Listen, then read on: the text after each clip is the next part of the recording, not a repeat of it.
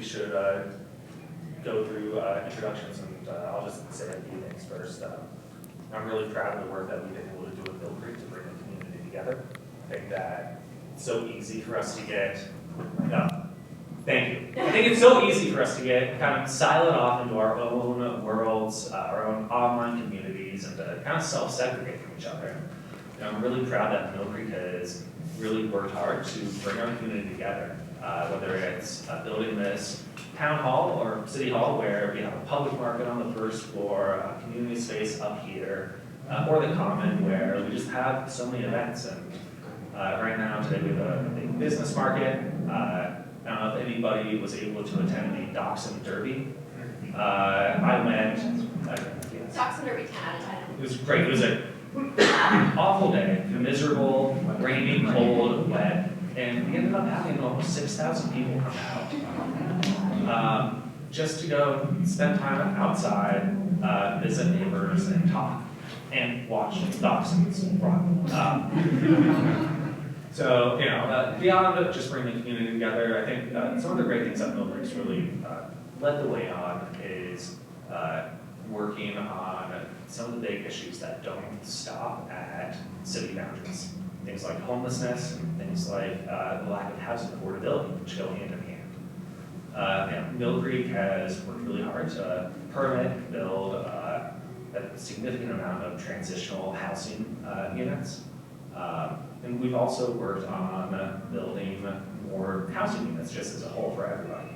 And it's not just rentals, but we've really focused on owner-occupied homes. So these are new units that are for sale because I believe that we have a responsibility to the next generation to make sure that people are able to own a home. Owning a home is how we build wealth in the middle class in America, and I think it's so important that in a state that really values having families, that we make sure that those families have a place to live. Councilmember Desirant, I'm grateful that you're all here. I'll hand it to my mayor, who I'm very, very grateful for. He's been a good friend over the last few years and a good mentor. So that's Mayor Jeff Silvestrini. Thanks. So I just show of hands, how many of you are Mill Creekers? Okay. How many are Salt Lakers? Anybody from any place else? Okay. Well, welcome anyway. Welcome. We're excited to invite everybody here to our city hall. And as Thom mentioned, we are working hard to make sure that everybody in our community feels included.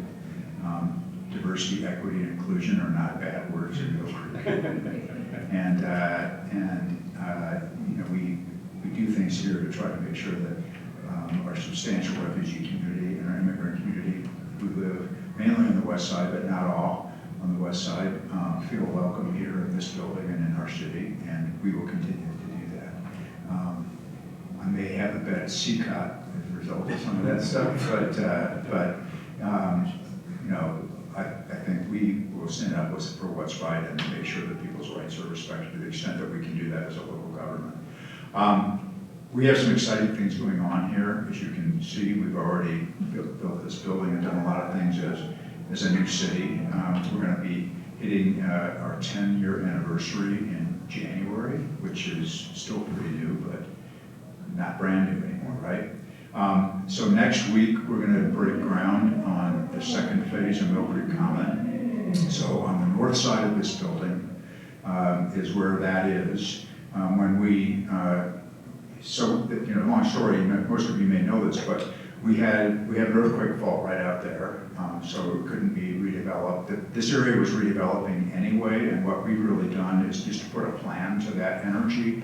We have been talking to our community, made some concessions on height and more density that was allowed under the original zoning, and in exchange for that, we've gotten contributions toward some of the public improvements that you see in this area.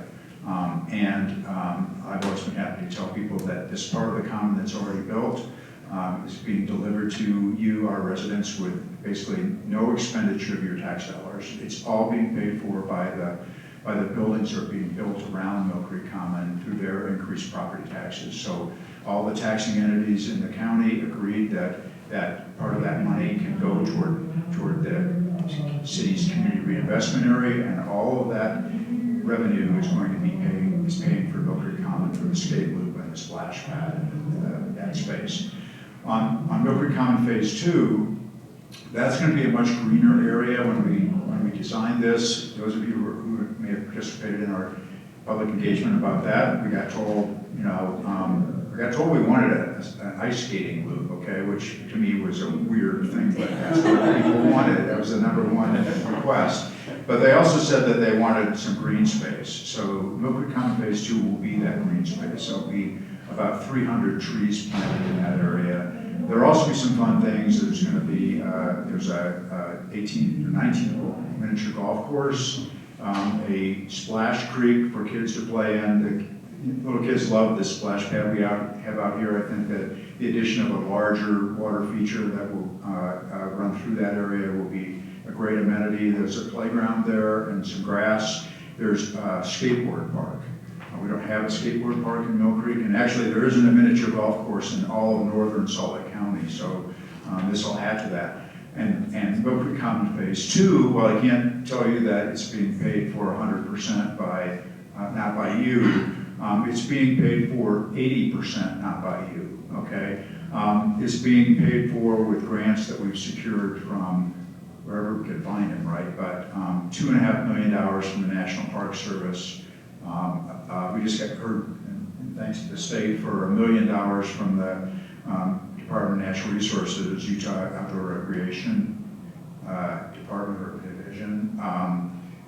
$1.5 million from Salt Lake County from a tourism, recreation, convention and culture grant. I think I don't know if I got the words right, but I got them all, but they may not be in the right order. But, and then about $3 million from the city's general fund. So that's the part you guys are paying for. So basically it's a $13 million project that our city's paying $3 million of it and $10 million in grants. The other grants that we got, I didn't list all of them, but we had some leftover COVID money that could be spent based upon what we did working with the state. We got some grants of COVID money with respect to the planning that we've done in this area and the housing that we're building in this area.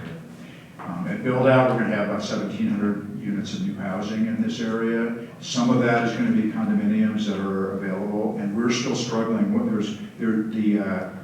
of the condominium projects is going to be affordable, at least to 70% of average median income. So that's not deeply affordable, but that's housing that could be afforded by average wage earners, cops, firefighters, teachers, folks like that.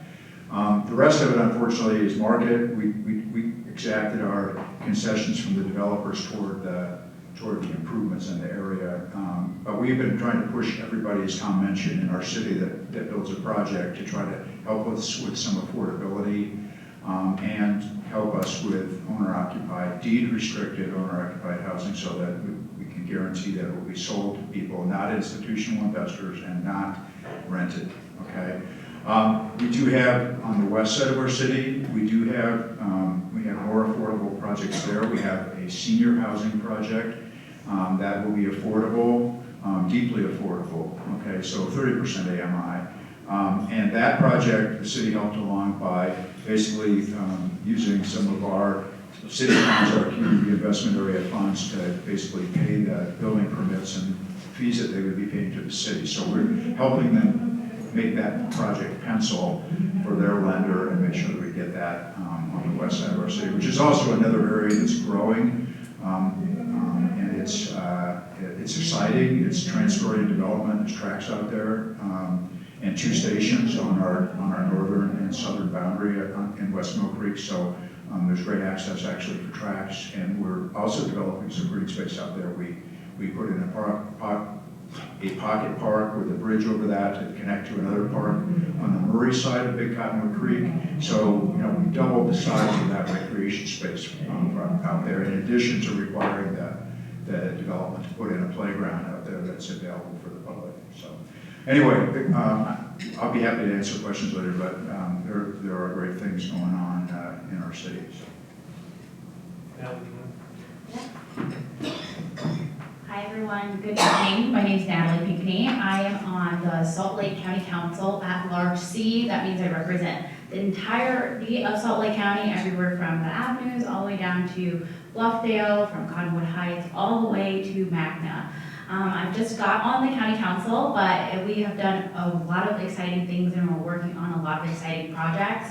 The biggest thing you probably saw in the news was the SEG sale of the 6.5 acres for part of the Salt Palace Convention Center. As the mayor talked about, that it's the convention cultural revitalization. Track funding. As you can tell, it's a lot of words in it. But basically it's us reimagining our downtown. Our downtown is a vital part of our GDP when it comes to the overall state. Salt Lake County is the #1 driver of our GDP, including Salt Lake City. So we want to make sure that our downtown is continuing to be built. When Ryan Smith came to us, we knew that we needed to redevelop the Salt Palace. Currently, it brings in over $400 million in economic impact. With this redevelopment, we can increase that economic impact by over 100 million, and that will just continue to increase. We expect our population to increase over the next 20 years, so this is a great opportunity for us to reimagine it. With this sale, the next step is an RFP, so that is where we will have public input when we think about the reimagining of it. But it's really exciting plans when we're thinking about overall the downtown. In addition to those projects, the county is really focused on criminal justice system and the safety of our community, as well as homelessness. As you all know, there was a bond on the ballot last year, and that bond did fail. So now we are coming back and really thinking about what are the ways that we can systemically address the crisis that we currently have. When we think about our jail population, so that is really the charter of the county. You know, we fill in the gaps of our cities. They do the planning, but we are responsible for overall the jail, libraries, marriages, and certificates. But the jail is the biggest expense on our budget right now.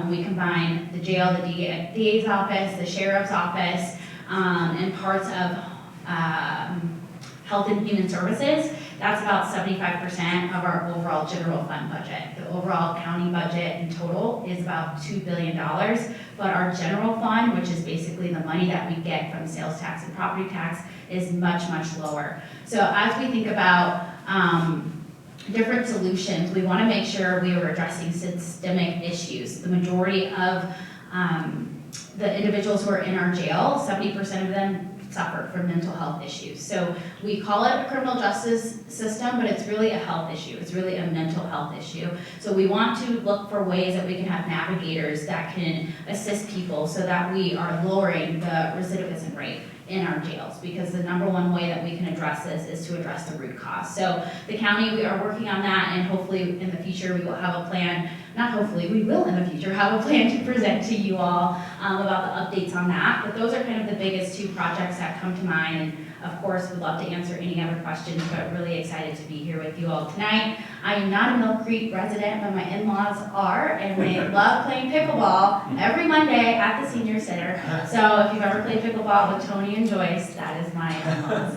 Thanks everyone. Fun fact, I was at a convention and we were sitting down, my dad was like, I think I played pickleball. We do, yes. So our dads play pickleball together. Hi everyone, my name is Sahara. We're kind of switching to the state side of things now. We wanted to make sure that we got sort of all levels of government together, because the amount of times I get asked about potholes is many, and I don't actually do that, but some of these lovely people do. So I represent this area in the legislature, in the House. I work a lot on sort of human rights, social issues, lots of LGBTQ issues. I also serve on the Education and Government Operations Committee, and what that means is I hear a lot of, I hear a lot of tinfoil hats, because that's where all the voting bills go through, and that's where a lot of education bills go through. And education, as you've probably noticed, I assume if you're sitting at a town hall for local electeds or paying attention to some degree to the news, so you've probably seen that education is where a lot of the sort of battleground issues happen. These are also kind of areas that I'm interested in. There are kids in this district, so I really do care about making sure that they do have a good education. I care about breathing, and I want to continue to breathe. So I'm not an environmental expert, so that means I text Nate a lot and ask him what we're doing. But I wanted to kind of talk on what's happening right now, because we are not in session, but that doesn't mean that stuff is not going on. So as of, is it today or yesterday? Yesterday. As of yesterday, we can file bills for the 2026 session. So yes, yes, and laws took effect. So what that means, like I'm refiling my bills that didn't make it through all the way at the end. We're probably going to see a lot of that. So what that means for you is that now is the time. If you're like, hey, I have a thing that I think needs changing at the state level, that needs changing as a law, now is the time to reach out. If you reach out to us in January, I'm like a headless chicken at that point. I'm not going to be effectively making anything happen. And the fact that people open up bill files now means that a lot of the work that goes on to shape these bills and turn them into laws, be they good or bad, is going to be happening over the summer and into the fall, right? That's when we're going to be meeting with stakeholders, with constituents, with our drafting attorneys to make sure that we're ironing out the details and getting them right. So, takeaway, now is the time to talk to us if you have questions or concerns. The other thing that's going on when we're not in our normal session is we are in interim session. So that means that our committees, I mentioned the committees I serve on, those are going to be meeting to go over things like sunset reviews, which is when like a committee or a commission is ending and we want to see if we want to extend it. You can also, fun fact, bills start to go through the committee process during interim. So in order for a bill to be heard on the House floor, on the Senate floor, it has to have a committee hearing. Interim committees count. So especially as we get later on into this year, like October, November, you're going to see a lot of, and they're generally kind of smaller bills, but not always. We're going to start seeing those being pushed through committees. So something to keep an eye on. Just because we're not meeting doesn't mean there's not effect on your lives and our lives that's happening at the moment. With that, I'll turn it to Nate. Awesome. Hi, everyone. Thanks for being here. Nate Blouin. So I represent a lot of Millcreek in the state senate. I represent District 13. I also represent the Sugar House area of Salt Lake City. We've got Councilmember Sarah Young as well in the House, so we might defer to her on some questions. Also, I'll give a shout out to our other elected official, Michelle Rivera. Michelle, remind me of your position. Wastewater management, Mountain Olympus Improvement District. I'm in charge of your sewage in Millcreek. I love sewage, it's important stuff. Let's see, so Sugar House, I represent all of the city of South Salt Lake, a tiny little chunk of West Valley City, and then also a good chunk of Murray. So parts of 5 cities. And really wanted to get folks together from all those cities. We don't communicate enough as elected officials, so having people from the state, city, and county level in one spot, I think is really important to be able to answer questions. And there is a lot going on. We're not in normal times right now. There's a lot to follow, a lot of concerns that are popping up, and so trying to give people an avenue to express concerns and share their thoughts and their feelings and opinions. And as we just heard, ideas on legislation, this is a good time to start talking about that. And there's certainly a lot of news too. I think interim is next week. 2 weeks. Is it 2 weeks? Maybe it's 2 weeks. Our first interim session is coming up soon. And so that's when we start hearing about a lot of issues. There's a lot of stuff on the agenda. We can't keep track of everything. I think I'm on 2 committees. So I'm on public utilities. No, I'm not on public utilities anymore. I am on political subdivisions interim and natural resources interim. So a lot of that's your political subdivisions, right? GovOps, same thing, right? No? Oh man. Okay. Is it supposed to be the same? Okay, we split some stuff up. Sometimes it doesn't even matter. Yeah. Okay, yeah, so that Senate and the House split things up differently sometimes. But lots of different issues there, lots of energy and environmental issues come through natural resources, air quality, the Parley's gravel pit sort of issues that we've certainly heard a lot from Millcreek on. So really try to tune into those sorts of things. And there's some concerning stuff on the agenda coming up. The one that really caught my eye is, as I was looking through interim items for study, is an item that says it's talking about energy, and it says, are wind and solar even actually part of the solutions that we need right now? Are we just gonna start ignoring them and move off in another direction? And Utah's called ourselves an all of the above energy state. And if you start excluding some of the cheapest forms of energy, I get really concerned, and that sort of language was not what I wanted to see as we get into interim. So that's coming up. We certainly want your input there. We love to, those committees are open to the public. We'll figure out the dates and put those out there. They're all online. We have a great website that folks should know about. le.utah.gov is the legislature's website. I have worked on legislative issues in a few states, and Utah's website is the best one. So we don't always do transparency great here in Utah, but the legislative website is really good for finding information once you kind of get plugged in there. So I highly recommend checking that out, following the schedule. If you see issues of concern, reach out to us or come up and join us for one of the committee meetings. So Which are on the 20th and 21st. 20th and 21st, what is that? That's 2 weeks, yeah, okay. So was that Wednesday, Tuesday, Wednesday? Tuesday, Wednesday. Yeah, so again, it's great to have folks in the same room. That was kind of the idea here. I'm going to be trying to organize town halls in each of our districts, and we've kind of got, I think all of us have got some ideas we'd be happy to talk about, but you know, the idea, I think more than anything, would be to answer questions, see what comes up from y'all. Hopefully people have some input on what's going on, and you know, we've got almost all levels of government here, and no federal representation, but certainly we follow that, especially us at the state level are impacted, and I'll give a huge shout out to Millcreek City, Mayor Silvestrini in particular, on standing up for refugee folks in the last couple of weeks here. I mean, people have been put in some really nasty situations, and Millcreek has been a huge supporter and really made sure that folks feel welcome, and I know that happens. Also Salt Lake City for pushing back on this ridiculous flag conversation we're having.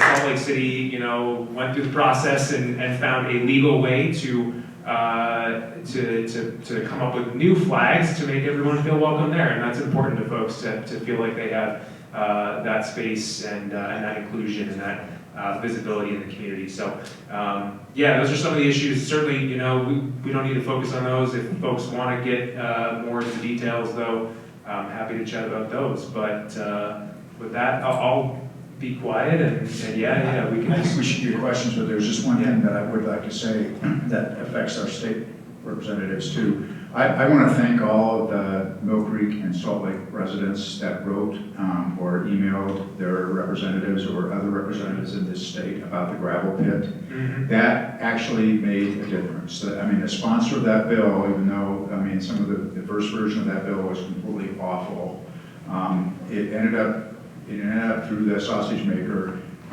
turning into something that we could like more live with.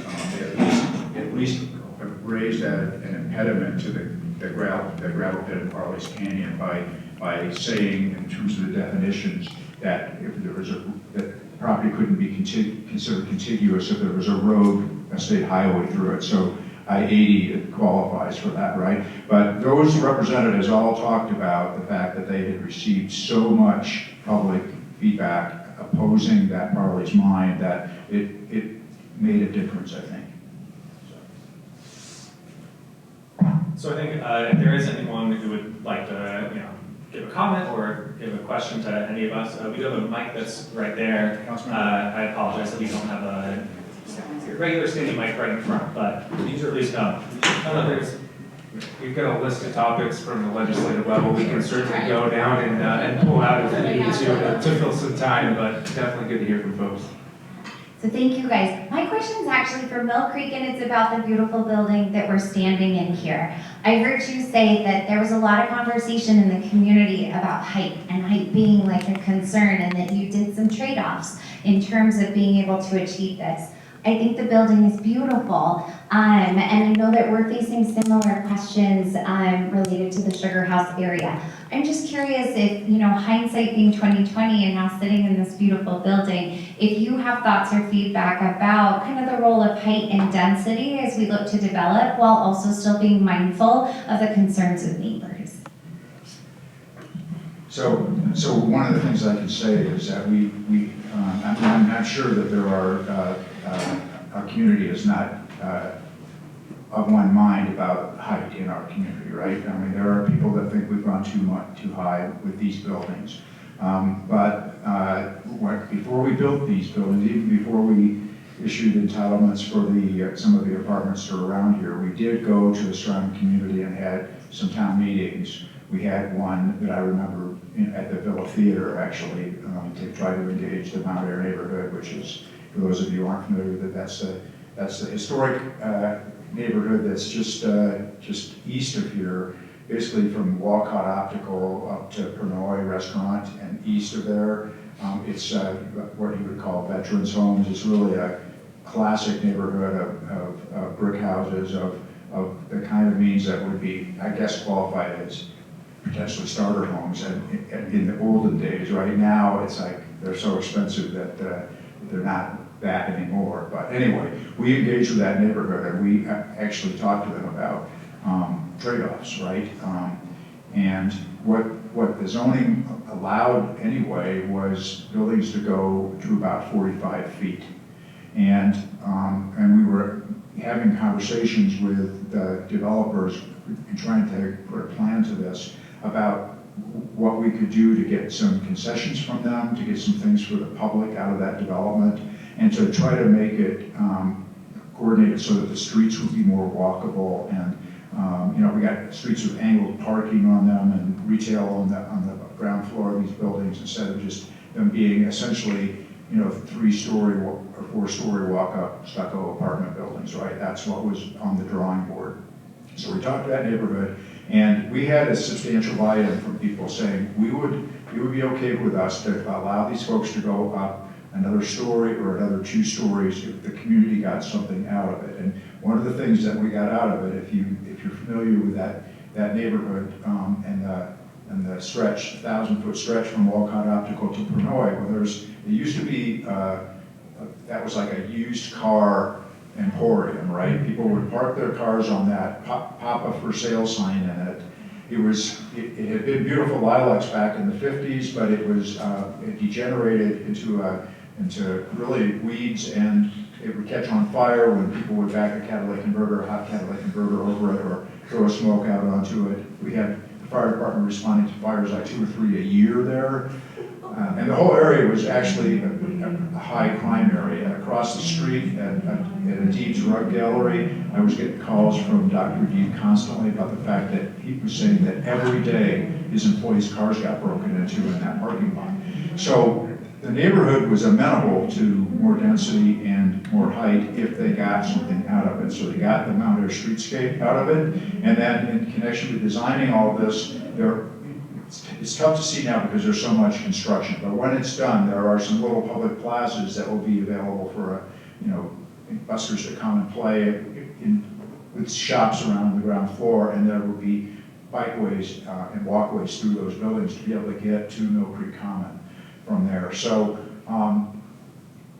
it's tough, as a public official, it's tough to engage with that, but knowing that we needed the housing, okay? Knowing that, even though a lot of this is market rate rental housing, it's a supply and demand problem too. So increasing the supply will hopefully, make the demand more manageable and keep prices at least, lower, right, for rents. And anyway, the point to your question is, it's community engagement. You do what you can to accommodate the community's concerns and listen to what they want and try to deliver that. But also there's some nudging that we have to do because people don't like change in general, and we do need to plan for growth in our state. And one of the smart ways to plan for growth is to put density in clusters, right, where it can be more readily served by transit.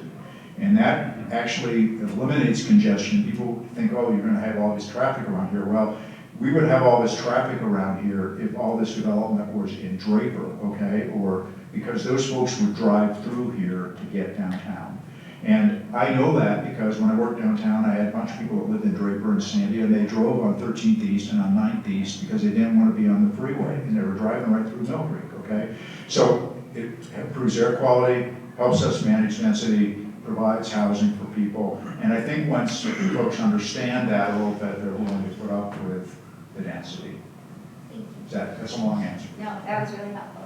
And if I could just add one other thing on, I think after we did all that community outreach, where we've been really successful is we've been doing this quickly. So the mayor and I hold nonpartisan offices, but I'm a Democrat, and I have to admit, Democrats have really screwed up over the last 40, 60, 70 years by putting in restrictions and red tapes and just making everything difficult. Almost nothing came out of so many of the Biden administration's bills because it was literally impossible for things to get built. One thing that I think part of the success of Millcreek and Millcreek Common is that we engaged the community, and then we actually did it. And now people who were saying the Common was a terrible idea, that no one would ever use it, no one cares about roller skating in the 2020s, now they come, and on a random weekday, there's dozens of people out here. We've got a huge business fair. We have thousands of people for our Pride event and for our 4th of July event, and we were able to gain community trust by first engaging with them, and then by actually accomplishing the thing that we set out to do. I think that's a big area that I would love to see other communities and other governments at different levels emulate. I love Millcreek Common, and Natalie, I would say if we can figure out how to replicate this over at the old county government center when you all move out of there, I think it's a good model. Right, we're moving to the Peace Coliseum is what it's called. If you have another idea of a name, let me know. I actually worked at Overstock right before that building opened, so interesting times. But no, it's a good testament to good development and cooperative cities listening and collaboration, for sure. I think if you have a question, you can just raise your hand and we'll have someone bring you a microphone. So this would mostly be for Representative Hayes and Senator Blouin. So I am very concerned about the Great Salt Lake, and I know right now we have like a water leasing program, and as far as I know, it hasn't been super successful, and also that's obviously complicated with actually getting things downstream to the lake. And I know that we do have some programs through like the NRCS, but as far as I know, those haven't been super successful either. So I was just wondering if you guys have any ideas right now on what we can do for the lake, like maybe looking at something like paying farmers for how much water they're saving, or like investing in drip irrigation with grants and stuff like that, or like what you guys think might actually be successful in like such a Republican state and could actually get water to the lake. Yes, Great Salt Lake definitely one of my top couple concerns. I mean, it's going to impact every single person in this valley, and in a larger area than that even. We've seen I think a shift in the conversation, and not in a good way, in recent months, where there's been a focus from saving the lake and getting more water out there to mitigating, dust and mitigating the impacts, like they had to do in California with some of these dried up lakes, and it's way more expensive to do that. I mean, you're talking about tens and tens of billions of dollars. And we've got former Representative Joel Briscoe, who knows a thing or two about the lake as well, if we need to defer to him too.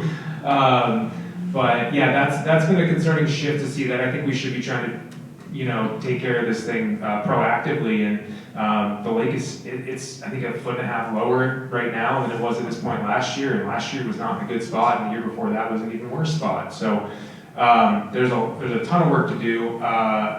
Let's see. There's been this conversation, from some of the legislative leadership talking about how we need to take a pause and think about some of the stuff we've done. There is some truth to that in one perspective, that some of these programs, this ag water optimization that we spent hundreds of millions of dollars on, has actually increased water use, it seems like, which is which I don't know if there's some paradox there about, when you give people more water efficient equipment, they're going to use more water. So we do need to figure that out. That doesn't mean we should pause on everything else, but I think it is that's a piece of it right there. And so figuring out how to get that water down the stream to the Great Salt Lake is huge. I do think we need to look at agriculture. That's 80% of our water use, 70% from alfalfa alone. And there's really an unwillingness to talk about that. And just like when you look at the base rate, when you have 70% of something is coming from one source, you're not going to get out of it if you don't look at that source really seriously. So whether it's pay, I've talked to farmers, there's a lot of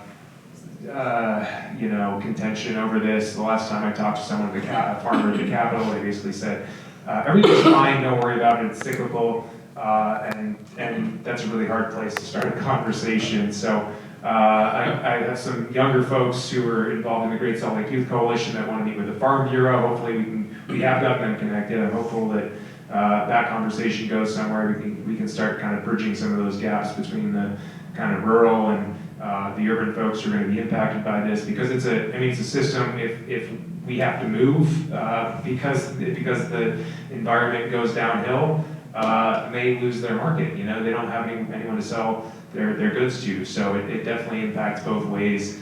I think we need to have those hard conversations. We could start filing bills yesterday. I filed a few bills. One of the bills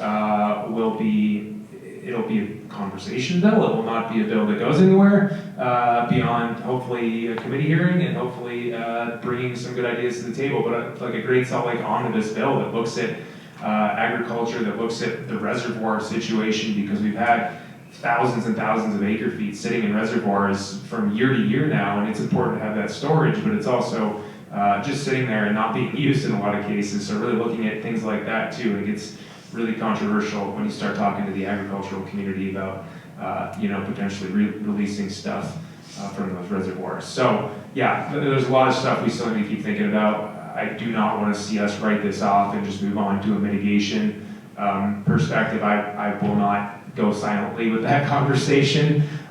So we need to find ways to build some good relationships, hopefully with the urban folks and the agricultural folks. But we can't give up on that, because it's such a huge deal to everyone. For not just, air quality is my primary concern, but obviously there's birds, there's economic issues that play into it. So we've got to get it figured out. And I think the conversation started good a couple of years ago, and it's devolved in the last few months. So let's try and keep it in the agenda and make sure we keep talking about it. I also know we didn't get the money we wanted for dust monitoring as well as another issue. So we'll keep trying to push. I think Representative Owens from Millcreek has been a champion of that one, and we'll keep trying to get that money as well. So that's my take on it. Other folks might have. I would just say just quickly, I think there is work to be done building trust with the ag community on water banking and things like that, so they're actually comfortable not using the water rather than worrying they're going to lose it. But the other side of this too is, while it's about 17% of the flow to the Great Salt Lake for residential urban use, I think, municipalities are, your municipalities are doing what we can to encourage water conservation and to make it easier to do water-wise landscaping or xeriscape, cut down on that. We basically participate, both Salt Lake and Millcreek, in programs where your turf can be purchased back. You need to check with us before you do it, get a plan in order to qualify for that. So don't go do it and then come to us, but come to us first with a plan.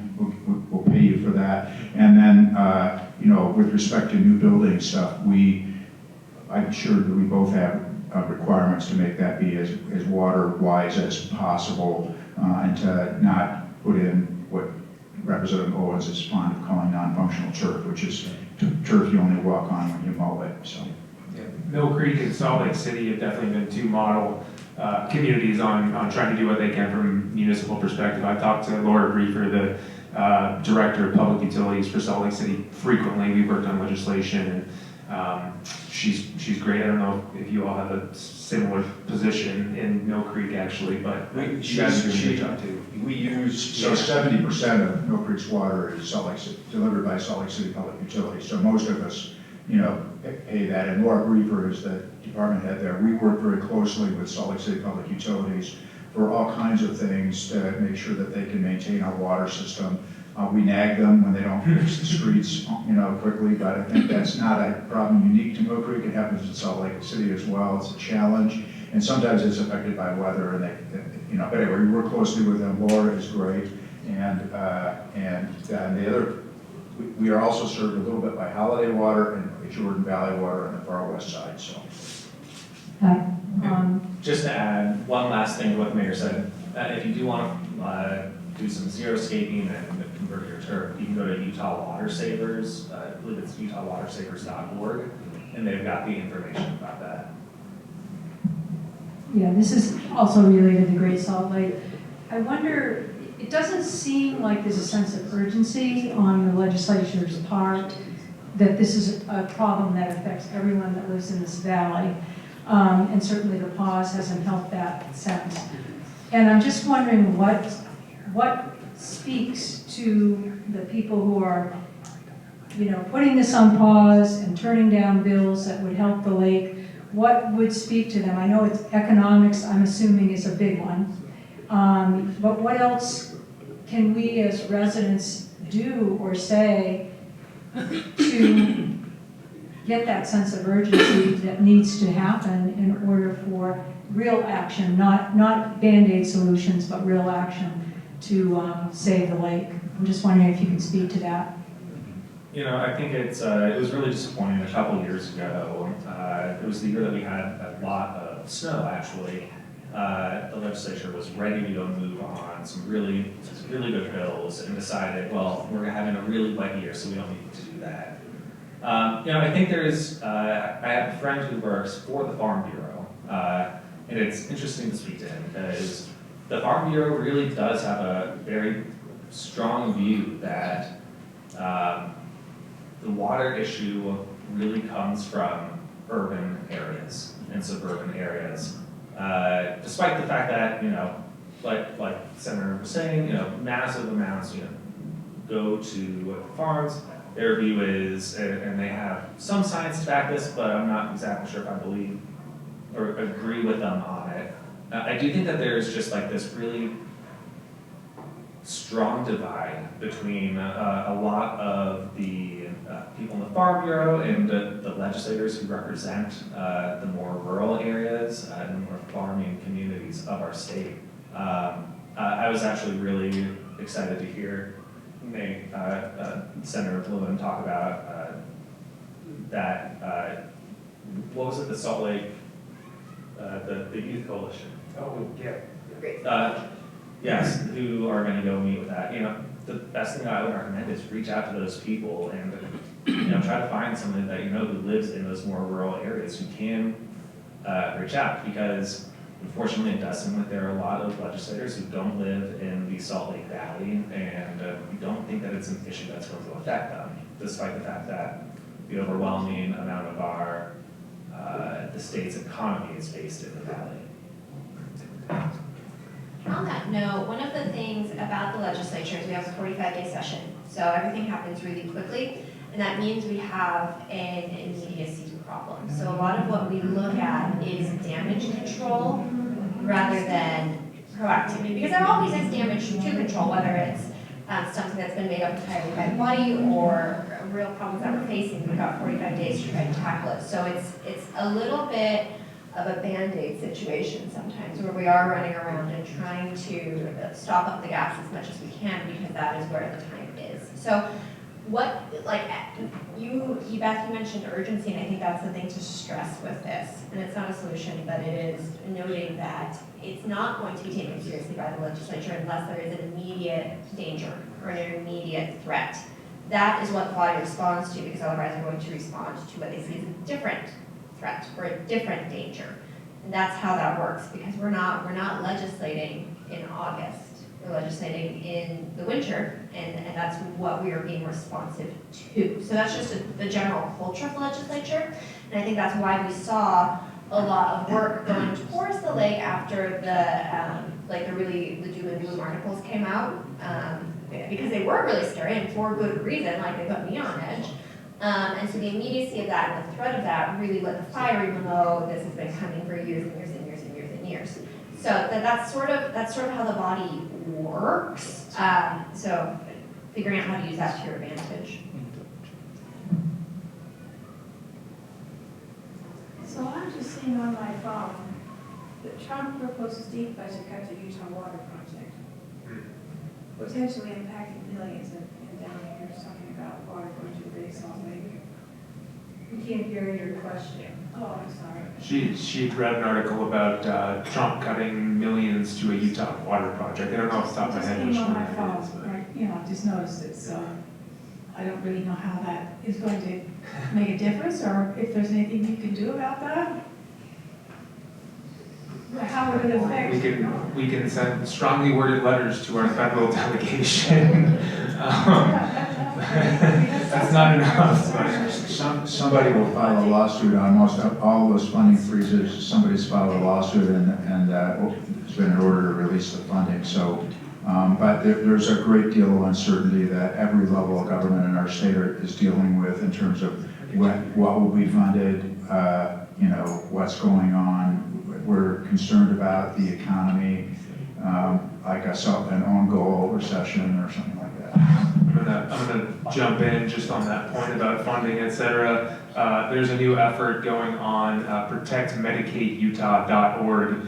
Check that out. There's there's a proposal in Utah that looks like it's probably gonna be successful to implement work requirements on Medicaid recipients, which is something I am not supportive of at all. It did not come from the legislature, so this is an executive branch directive to the Health and Human Services Department to seek a waiver under Medicaid to basically require people accessing Medicaid to apply to a whole bunch of jobs. I think it's 48 jobs or something like that over a period of time.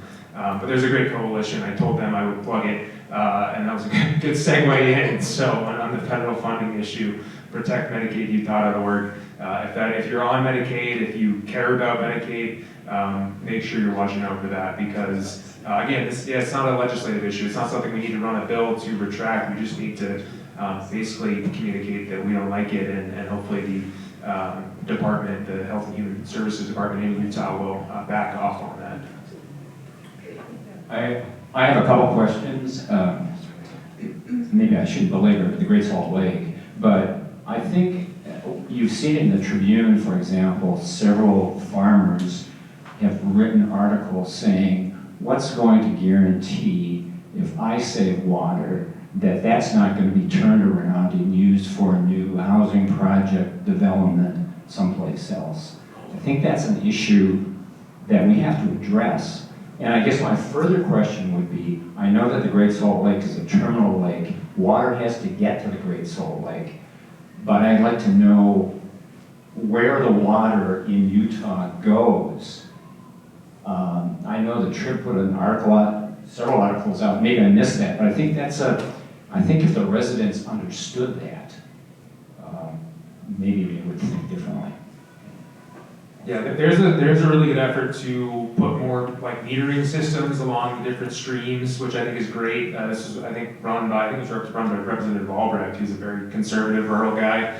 And it actually got controversial because it used the word telemetry, and people thought they were going to be monitoring water use and monitoring personal water use and that sort of stuff. It's really just about looking at the aggregated data along these streams and figuring out, okay, are we saving such and such number of acre feet up higher on the stream? I think that they're using dyes and stuff to like look at the stream flows and all sorts of cool sciencey stuff that goes beyond my head. But there is some good work. I think that is a good point. That we need to ensure there's some certainty that water that is being saved up higher does make it. That gives some of these agricultural folks potentially more trust in some of these programs, essentially paying them to fallow some of their crops. Because we haven't seen good uptake in those yet. There is some funding there that really hasn't, a lot of it hasn't gotten used yet. I think tens of millions of dollars potentially. Of course, there's other, water law issues that go back and Mayor Silvestrini, being a lawyer, might know more about this than I do, but the prior appropriation doctrine goes back hundreds, over a century at this point, and looking at some of those paradigms gets very politically dicey, and there's some kind of roadblocks, I think, in the way that we've tried to work around with kind of more Band-Aid solutions.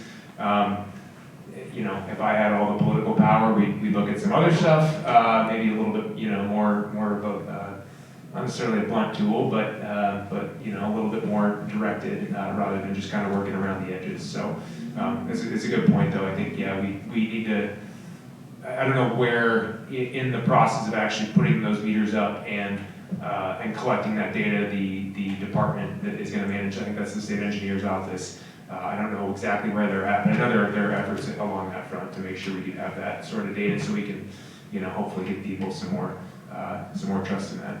I want to quickly add, because Nate made a good point of if we had more political power, I think not only would the Great Salt Lake be fixed, but a lot of other things would be different up there. And that's probably the common answer to trying to fix these problems. We have a supermajority that doesn't want to change that culture. The only way we change that culture is by changing the people who are up there. So the election filing for the House and the Senate is every January now. So that means, talk to your neighbors, think about it yourself, talk to us. We all have ran campaigns, talk to Michelle, but no, this is really serious, we have to break up the supermajority, or we're gonna continue to kind of face these things, so, yeah. Yeah, and just to answer your first question, because I do hear that a lot, like why, it's just gonna go, the water's just gonna go to build more housing, and it's a fair complaint, it's a fair concern. The thing that I try to tell my friend at the Farm Bureau is, when we have housing that's denser, that has access to more transit, that actually has, the denser the housing, the less overall water usage per household there is. Yes, everyone's going to be taking a shower every day and flushing their toilet, but so much water usage for a long time has gone to things like lawns and, when we have housing that's closer together and more dense, that does reduce the amount of water that you're using per capita. And I know, talking about, housing that's closer together, a lot of people don't like density, and I get it. But, we get complaints a lot of the time that, it's just we're building apartments for Californians to move in. And I try to remind people that about 2/3 of our population growth is internal. Utah is a state that likes to have big families. I'm so glad that I grew up in a family of 6, and I'm the youngest, so if we didn't have that many kids, I wouldn't be here. But we also have a responsibility to make sure that we have housing for them, and housing that is closer together. Because if you're living, if we're building new housing, if we're building a single family detached home development, there's really no room in Utah or in Salt Lake County anymore. You have to have those people live in Tooele, where it's more arid, where you have to use more water. I know people are concerned about change and our community looking different than it is, but I also want to remind you that our community has always changed. It's never looked like this. Nothing ever stays the same. 200 years ago, this was sparsely lived, it looked nothing like it now. 100 years ago, this was largely farmland. It wasn't until the post-war period that we even got these suburban developments, and even then, most of this land wasn't single-family, it wasn't zoned for single-family homes. There was a really big push in the mid to late 90s to rezone much of Millcreek and much of my district as single-family homes, even though that made a lot of existing duplexes and triplexes, made them, what's the term there? Non-compliant, thank you. So I would just say, yes, some water may go to new housing units, but we, at least in the Valley, I think are working really hard to make sure that that housing isn't just going to be wasting a lot of water. Call the question. If I understand it correctly, the bases for the gen funds are mainly sales tax and property tax. And our view of the economic future at retail 3 months ago is really different than it is today.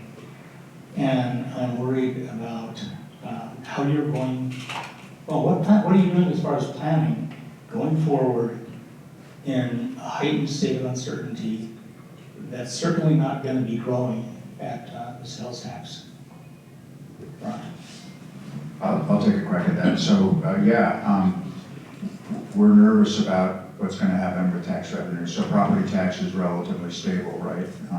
But the sales tax is very variable. So in Millcreek, first of all, let me just say, we are lucky in Millcreek in that we have 7 grocery stores. Okay, we have 7 big grocery stores, and that's a pretty stable sales tax source, right? Because the city gets 7% sales tax, 1% goes to the cities. The city part is on food, so that's a good thing. But we are in city government.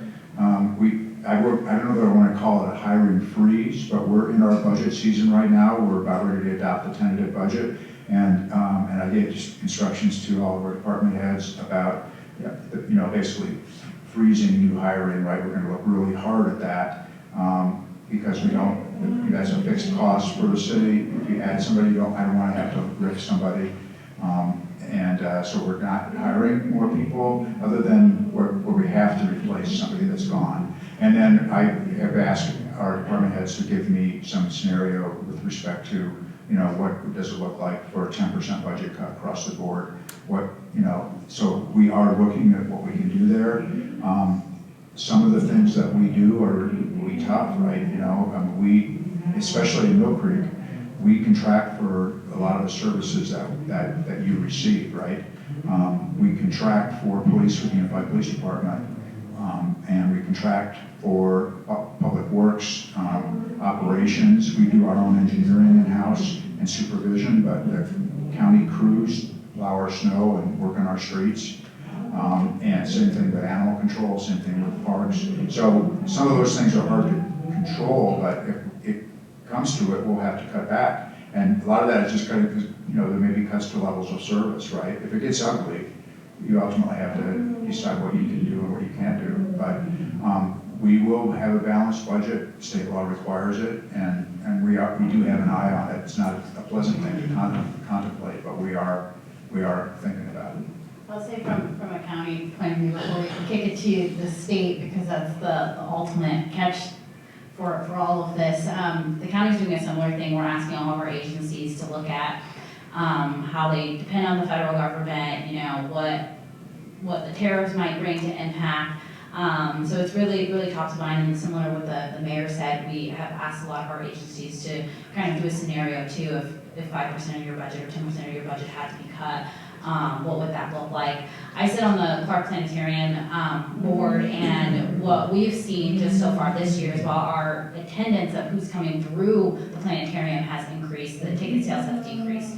And so that kind of just has shown somewhat of an indicator of exactly what you said, right? If people stop going to things, attending things, going to the sports, arena, that's going to have a downward impact, and that is a serious conversation we are having. Ultimately, if things do get worse, the state has a rainy day fund, and that's what the last lever will be. The way the federal government looks at anything that is a response or an actual crisis is going to start at your local level with your mayor, and it's going to go to the county, and it's going to go to the state.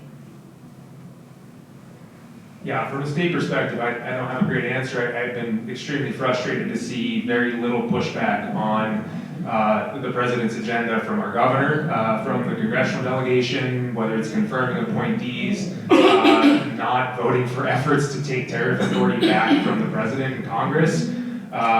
One of our 2 senators could have been the deciding vote on that bill, which which was sponsored by a Republican, which had other Republican support. So I would put it to them to hopefully do more and be more proactive to actually take on these bad ideas that we're seeing. I know there's been talk about agreements with the UK. You know, it seems like we're back at the same place they started with, which is a ridiculous thing to do, to tout, you know, this economic uncertainty we've had for 2 or 3 weeks now, maybe more than that. It's hard to keep track of time. But it's frustrating that there hasn't been more of an effort to prevent some of this from happening. I mean, that is the reason Republicans say that we want to have all Republicans in Congress, so we have a united delegation on these things. And if that united delegation is not pushing back on these bad ideas, I don't really know what they're doing there.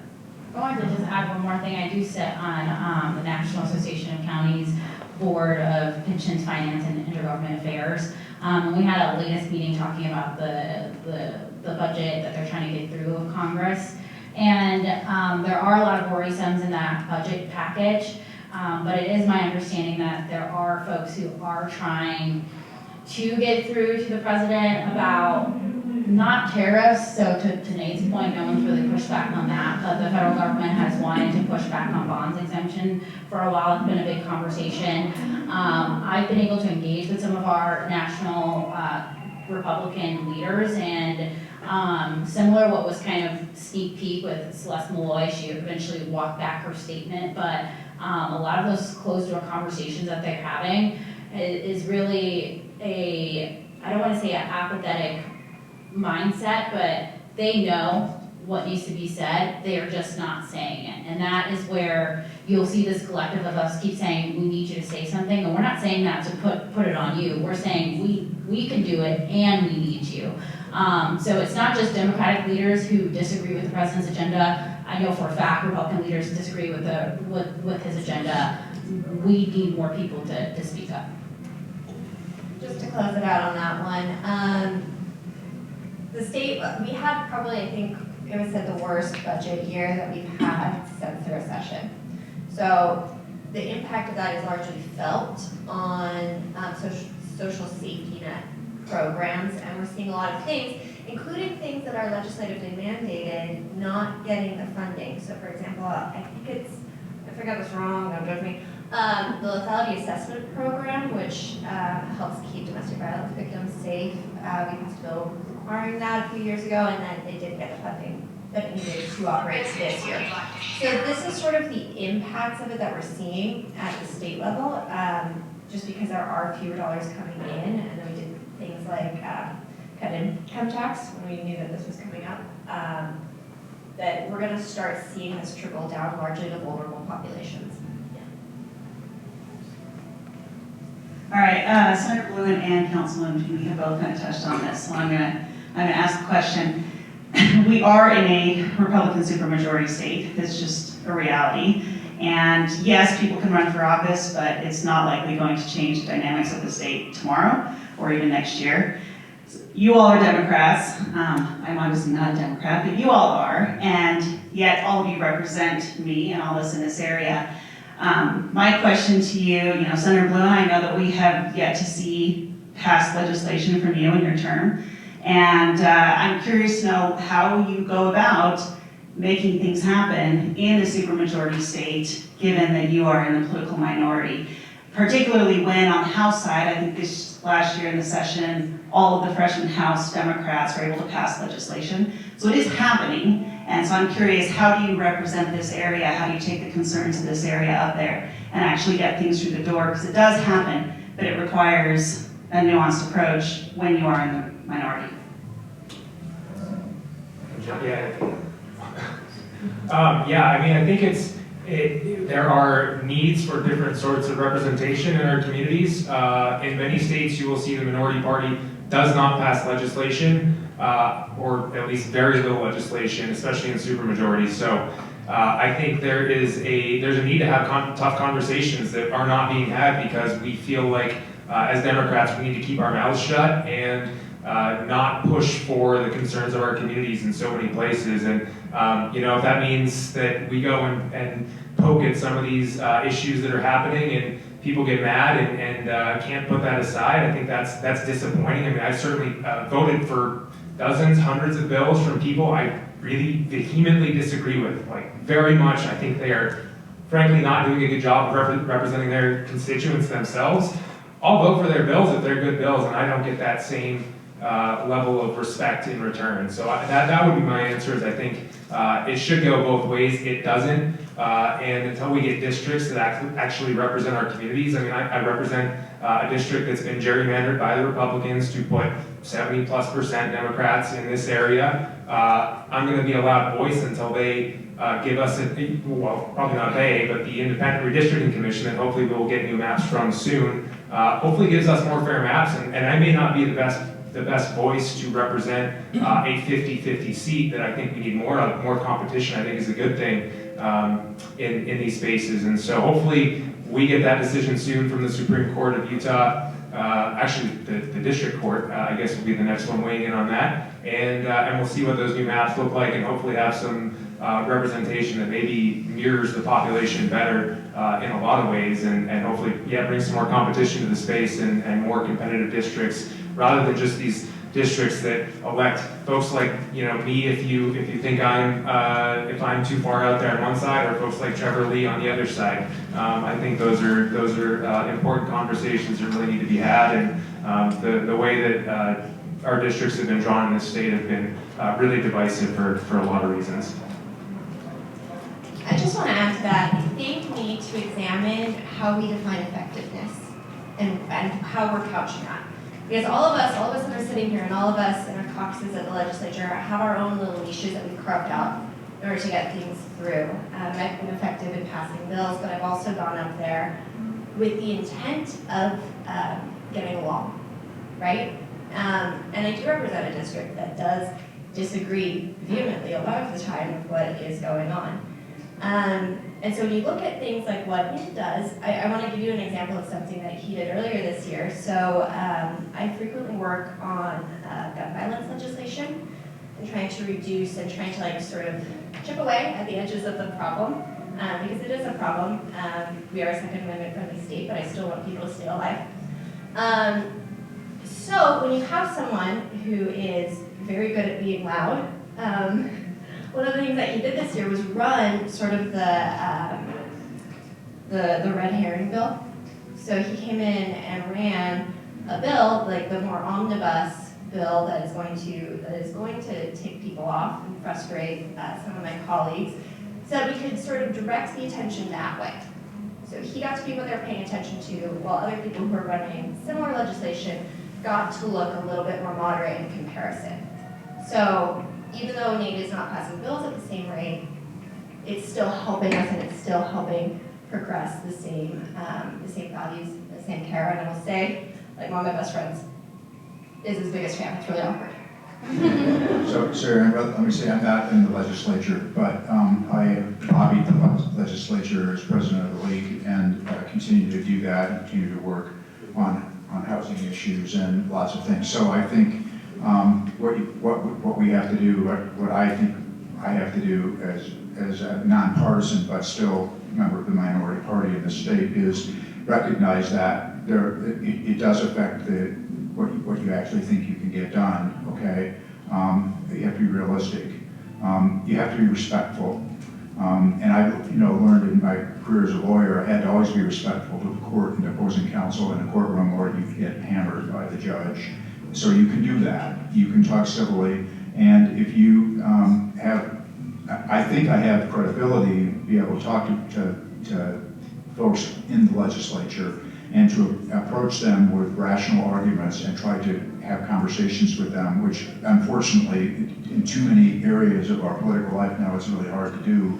But with respect to the kinds of things that I deal with as a mayor on policy that affects local government and housing and homelessness and those issues, I just try to make rational arguments and attempt to point out what I think sometimes are unintended consequences of some of the policies that might be advanced, and do the best you can, and then understand that you're not going to win everything, right? But if you can shape legislation so that it is maybe I would say less awful or better, okay, which I think is the same thing in a lot of ways, that you can be effective and do that, and you can see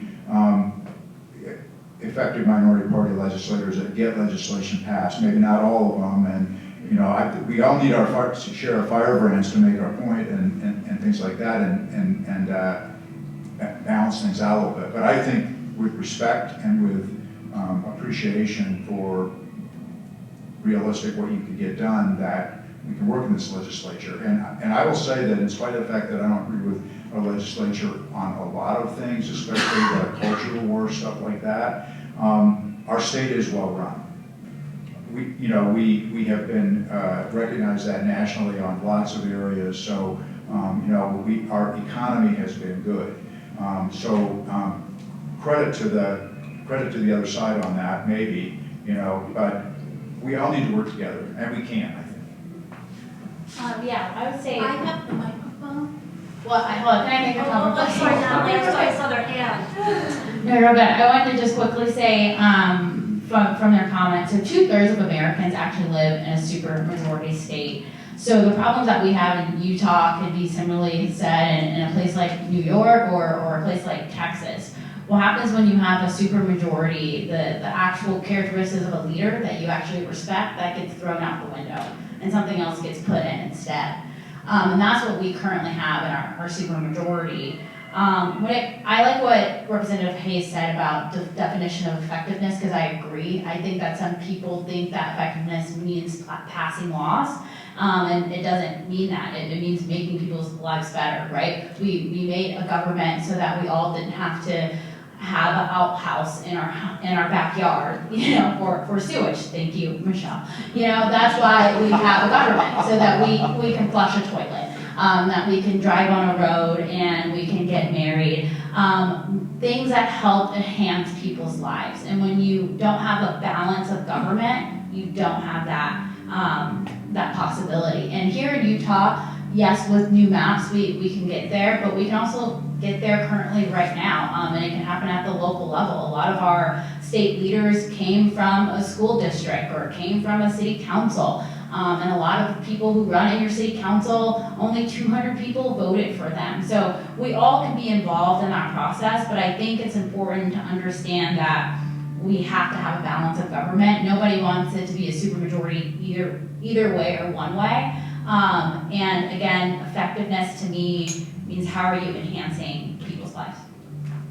I think Jennifer wanted to make a comment and then someone else. I'm going to piggyback on it. So there's a couple things there. First, supermajorities are bad. Democratic, Republican, whatever, they do not make good policy. They don't weigh both sides of an issue in the way they should, I don't think. In my opinion, in all the states we see those in, I think we should have independent commissions to set political boundaries so that we hopefully have more competition and people are more interested in showing up and actually participating. Second of all, I think it's safe to say we are not in normal times right now. At least personally, I do not want to look back in 10 years and feel like I was responsible for letting our democracy slide off the face of the earth. I think that's a choice I've made, but I don't think that working with folks or giving them credibility because we acquiesce to some of their worst ideas is a path I really want to go down. I think until we get back to a place that is respectful of our Constitution and everyone that lives in this country, that we need to be doing things differently. And so that's that's my own perspective, but that is how I feel. And third, actually, so just as an example of how we can still, despite all of that, pass good policy. A bill that I ran last year that actually passed through the Senate unanimously before the House Rules Committee killed it. Actually, Representative Briscoe was the floor sponsor of this piece of legislation. Very common sense energy issue. That bill passed this year, I think unanimously with different sponsors, Republican sponsors. Exact same language, same effect, all that. So we worked with organizations outside the legislature to have them kind of work with the sponsors, and that happens pretty frequently where you might see someone run a bill and usually it's a Democrat, like Rosemary Lesser up in Ogden was the victim of this in at least one pretty high-profile case where she had a great bill and Republicans didn't want to pass it because she was in a competitive district and they ended up beating her. And a Republican ran that same bill with the same policy and got it passed with no problem. So I think they should go both ways. we've got 5 minutes left, so we'll be succinct, but I think we've got 2 more people that have hands up, and we'll get through you and then. I have a great end of the meeting session question here. What book are you reading that has affected your political work? And you can hold that for last if you want to. I'll go first. I don't know the authors, but I believe is a history professor. It's called Constitution Introduction. It's a very good book that not only just goes through all the amendments, but it goes through the history of what was passed all the way back from the Articles of Confederation. I listened to it when I was being reelected to City Council. It weirdly calmed me to know that we have always been in a perpetual state of chaos, trying to make sure we keep our democracy. Correct me on the author, but Strong Towns is a book that I like for on a municipal level, how to build community and how to design cities so they work for people. I'm running for re-election this year, so I'm actually reading a book called Reinventing Political Advertising by Hal Malchow, who unfortunately passed away last year, but it's a very good book if you really care about political advertising. Yes. I read genre fiction, including romance and fantasy, so that I can stay sane to do this work.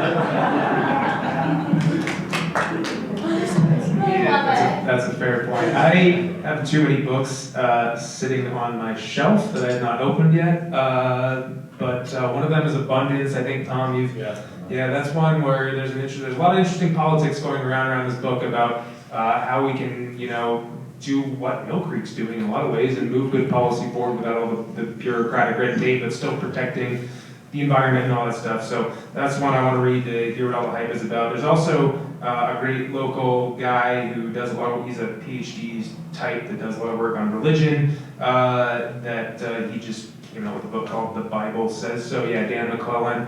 That is also, I got that, I think on the first day it came out, it was just sitting in my mailbox. So that's another one that obviously religion has significant influence in politics here in Utah, and he's got a great perspective on it. So I'm looking forward to digging into that one. I think we saw a hand over here, really quick, and then a hand from Genesis. Oh, and we have 3. We'll be very quick. Very speedy. Yes. Politicians talk a lot, but we'll try our best. Hi, can I just talk? You can hear me, okay. I want to talk about an issue that I just learned about in the last 6 weeks or so, about the elementary school boundary issues. And I've been to a couple of meetings put on by the Granite School District in one of the high schools, and they're looking at, they're not going to really use the word closing schools, but that has happened. We've just seen Millcreek Elementary School close, and I heard that the city has first right of refusal if Granite doesn't want that land, that the city has first right to the property. I don't know what the status is of that school, but I would always hope that Millcreek seeks for open space if they could, whenever there's an open space available. But since learning about boundary studies and what's happened or might happen, and we're all going to be told what possible schools might be closed next fall, that said, I kind of like to take it back and listening to what Thom says, we're always changing, we're growing, our community is growing right before our eyes, we're sitting in it. And we're gonna have 1,700 new residents right here.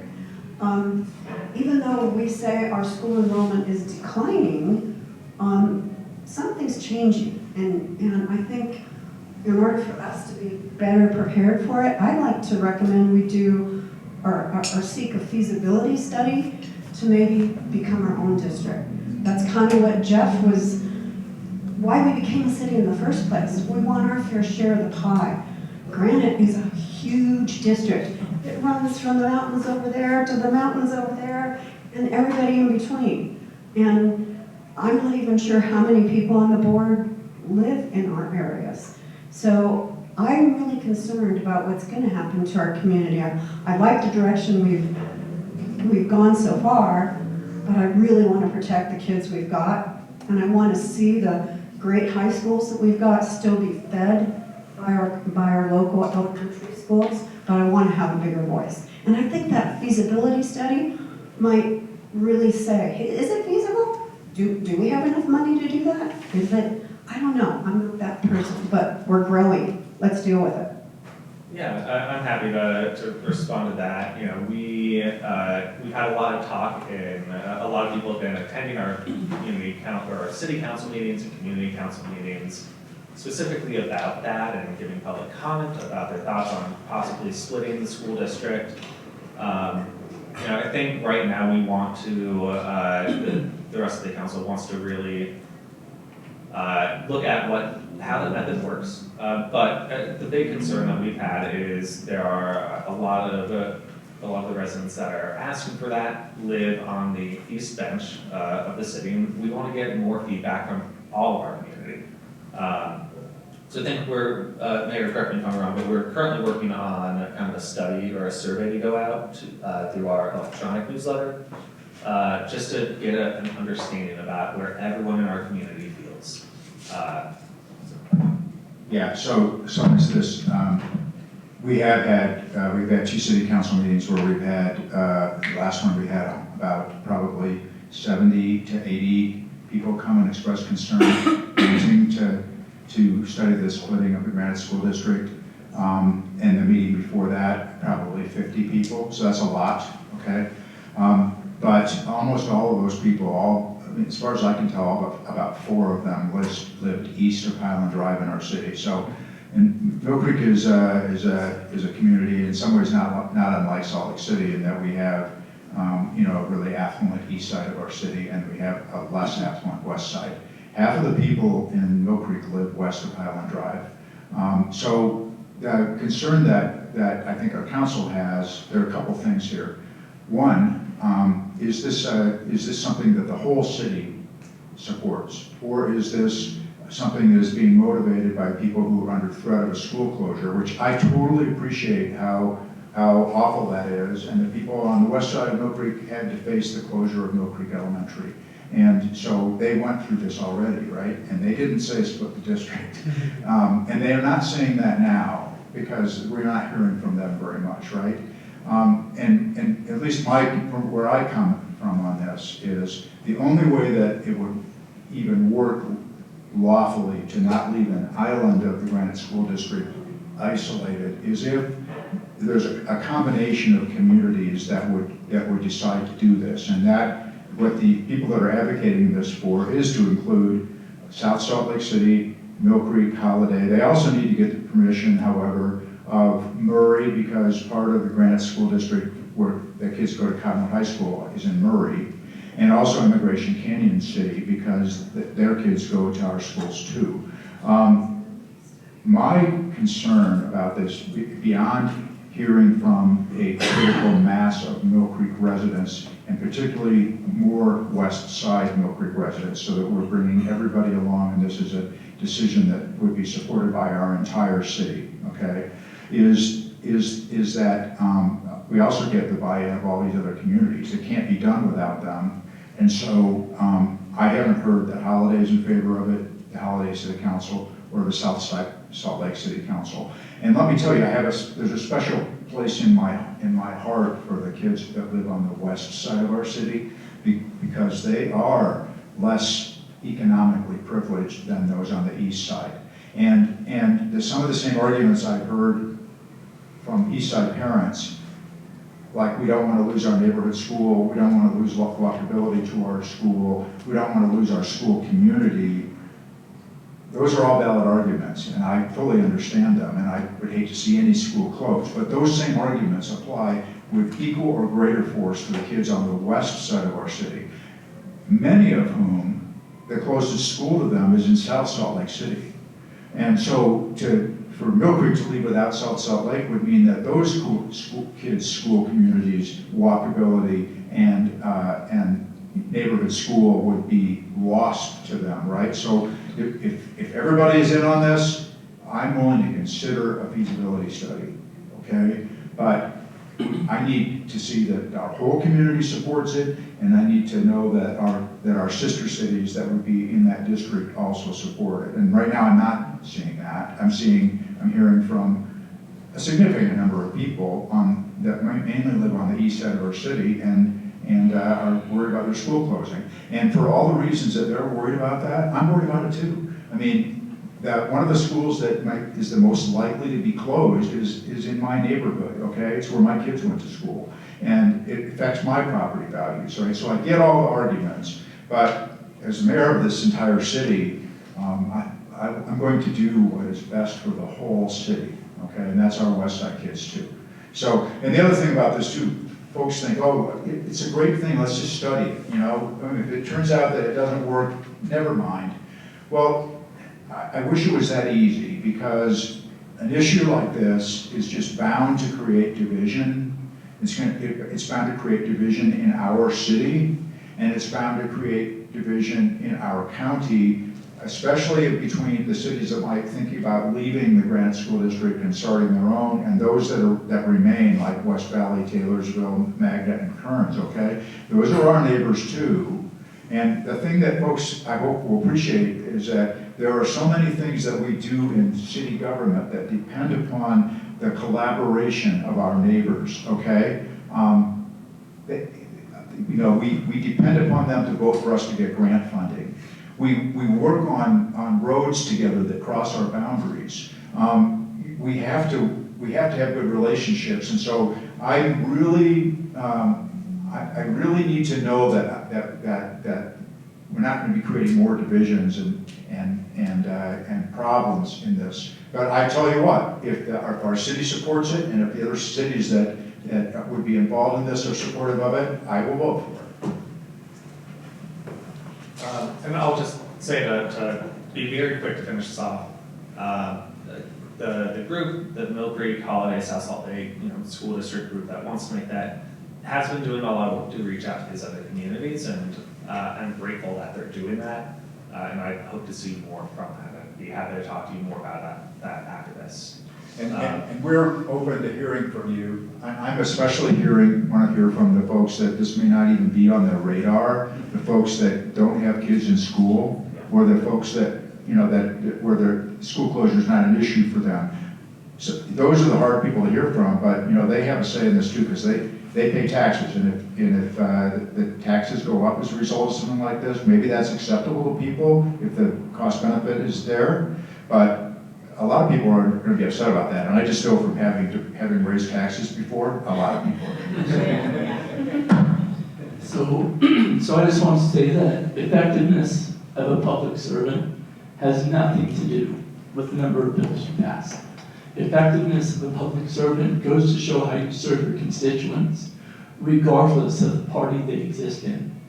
And if you are serving your constituents, as the mayor just said, and doing what's best for the whole, instead of a party or for an individual, then you're truly doing what you were elected to do.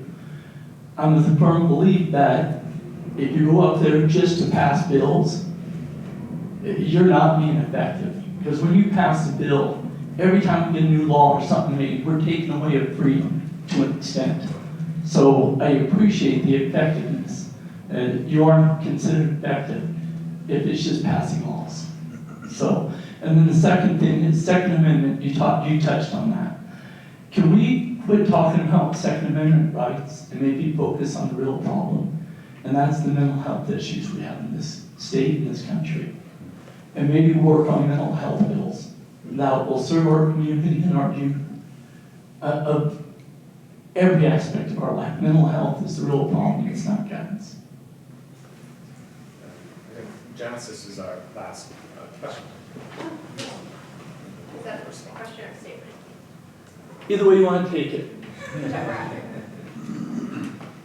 Hi, I'm Genesis. I'm Executive Director of Utah March. We're a grassroots activist protest organization group. And I'm here because I want our group of activists to get involved with the communities around us. Unfortunately, not an entire group could have come, just we could come tonight.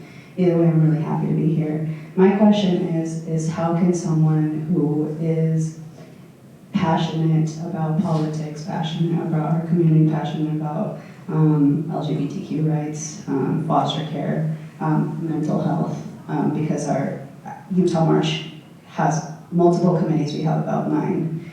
How can we actively get involved with, people like you? How can we raise your voices, but also raise the voices of the communities around us? Because yes, protesting is really, really fun. It's really fantastic. You are bridging gaps and things like that. But building community also involves being involved with the community around you. One of my favorite soapboxes is how to effectively communicate with elected officials, because there is ineffective communication, right? Like if I get 150 emails to my inbox and they're all exactly the same, I'm just going to note that I got 150 emails. Whereas if I got 150 emails and they're all somebody's personal story about why that mattered to them, that is going to hit home. And you're doing it, like showing up to these, like, now I know your faith, your name is Genesis, and you're like, and this is what you care about, right? And so now I have a level of connection with you. I can tell you what a lot of different people in this room care about now. And if you're my constituent, I'm going to take that very, very seriously, because even if we don't always agree, it's my job to represent that. So building dialogue now, that is effective, right? Like when we're in session, it's nonsense, right? We're just running around with our watering cans trying to put out as many fires as possible. And it's not really as feasible to develop those relationships. But I have a constituent, and she emails me regularly and sometimes sends me articles, and when I ran into her in the grocery store, and we had a great chat because we had developed that outside. So from the legislative perspective and from, I think, a general elected perspective, trying to get to know people when it's feasible. So right now, excellent work. And then on a personal level as much as you can. So I'd love to chat with you about what of those, you said those 9 areas, you are personally interested in, and that sort of thing, and working to develop those relationships, because it's a lot harder to disappoint somebody that you know and that you can put a face to. And I will always use this, I had somebody come up to me at a town hall, and her name's Alicia. I've also run into her at the grocery store, and she said, I don't want my kids to die when they go to school. And that was really powerful and really hit.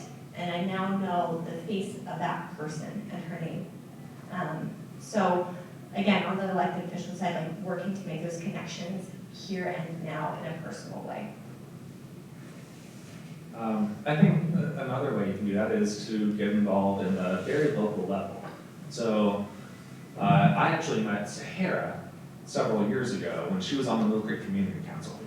Community Council, you were technically voted on if you live in Millcreek, but it's not something that's actually a ballot that goes out. We sent a newspaper out from the city once a month, and when the election for the community councils will come up, there's a little ballot that you can cut out and you can mail it back to us or to a different group of people. And that's really how you get elected. Kevin, my friend over here, lives in my district. His partner Aaron is on the Millcreek Community Council. And the community councils do a lot of great work to advise the city council on what plans. There's also a lot of other elected offices that don't get a lot of recognition, even though they do really important work. About a year ago, I called Michelle, who's in the back, and a neighbor of mine, a resident, and I said, hey, no one's running for this seat right now. It's for the Mount Olympus Improvement District. It's basically all of our sewers. Really important. If your sewer stops working, that's a big problem. You're gonna have a crappy day. But it's so important, and nobody knows what it is. And I was like, Michelle, you should consider running for this. You're involved politically, you care about your community. And she said, okay, I'm interested. What is it? And I'm like, well, it's the thing that you pay every month. It's like $54. It's like $54 a quarter, I think. I just paid my Mount Olympus Improvement District bill the other day. I'll also say there are non-elected things that you can do. Millcreek has the Promise program. As does South Salt Lake, where Councilmember Natalie was a city council member at. The Millcreek Promise program is the mayor's kind of baby. It's his pride and joy. We did. But it's what the mayor's really passionate about. It's a way for our city to go make sure that every single resident has the best opportunity. So we do a lot of work where we get volunteers to go help families who are in Section 8 housing find find jobs and find work. We do English as a second language class that helps our refugee families. We do digital literacy classes at the senior center to help older adults learn how to use a laptop. We had a Section 8 housing unit where it was sold after the kind of tax discount that they got from the federal government wore off. And we had, dozens of families get a letter saying, you got a month to move out. This is a place that they've been living for years. And our Promise program jumped into action. We were able to find new housing for every single family there to make sure that they had a place to live. Our Promise program just did a big bike rodeo where we were able to help to get elementary school students their bicycles.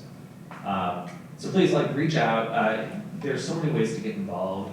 Even if you don't live in Millcreek, your city probably has some other ways to go to it too. Holiday has a big arts council. There's the Millcreek Art Council, which isn't affiliated with the city, but we work with them. There are so many ways to get involved if you just ask.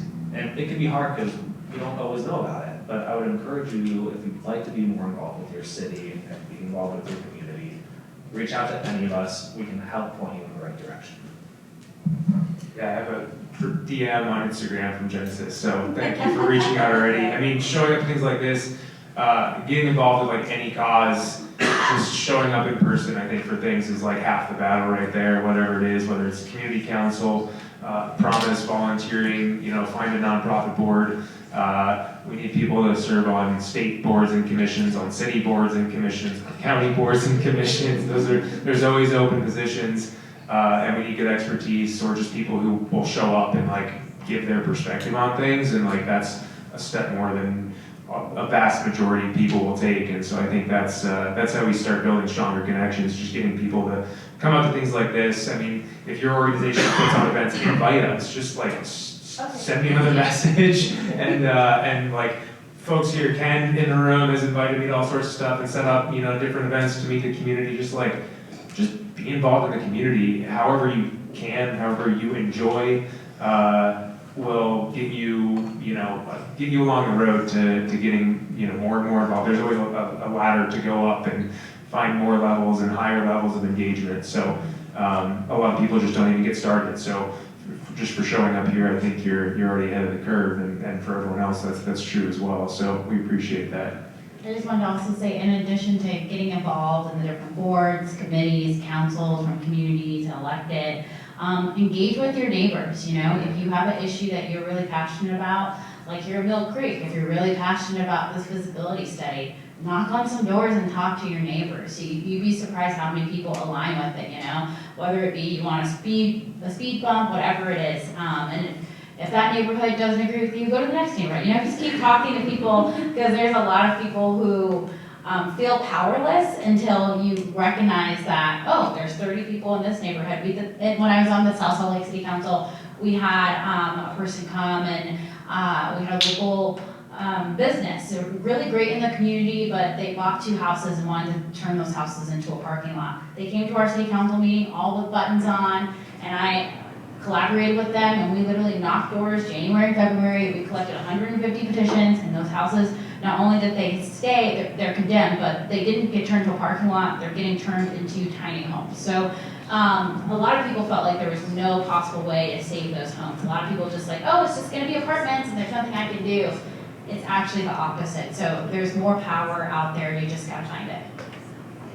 Perfect. Thank you guys all so much for coming tonight. I'm really glad that we got to see you. If you have more questions, you can sign up for our email list. There's a QR code. You can sign up.